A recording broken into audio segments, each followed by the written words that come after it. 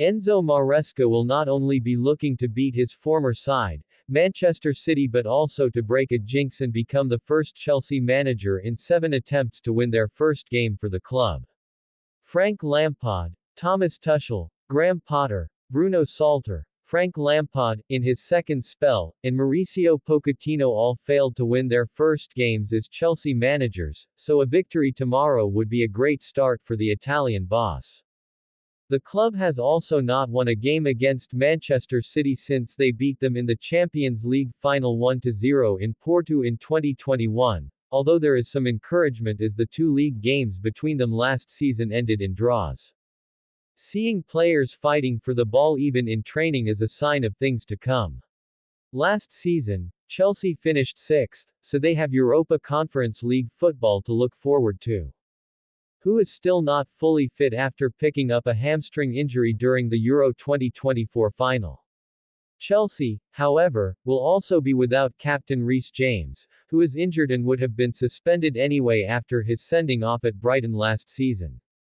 Pedro Neto and Kiernan Dewsbury-Hall are among the horde of new faces at Stamford Bridge that could make their competitive debuts for the club this weekend, but both are expected to start on the bench, along with goalkeeper Philip Jorgensen, who was signed this summer. With Maresca looking for a strong start to the season, here is the team we expect to start the game tomorrow.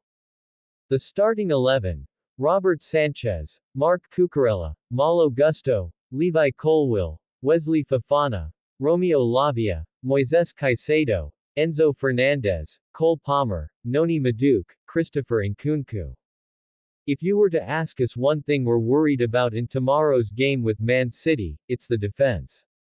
That's not just because we're playing Pep Guardiola's all-conquering side who are armed to the teeth with top-quality attackers and are a well-oiled machine in terms of taking teams apart, it's just as much down to what we've seen Chelsea producing. As Enzo Maresca's team get used to their new coach and his demands, we're going to see a lot of mistakes at the back. We already have, in preseason. Silly errors in our own box plus some dodgy pressing giving opposition players too much space in the middle has cost us dearly in the friendlies warming us up for the season. But there is some light at the end of the tunnel. Maresca's Leicester last season had the best defensive record in the championship. They conceded just 41 goals in 46 games, all told. They had the second highest possession in the division, controlling the ball and controlling games and winning the title on the back of it. Of course, Maresca was managing a squad that was on a whole other level to most of the teams he was facing, so perhaps we shouldn't read too much into it. But still, one can see how effectively his style of possession-dominant football can be defensively, when used correctly. Tomorrow will be a free hit. Nobody expects us to beat City. But if we can make it through without some major defensive clangers, that will be a big step forward.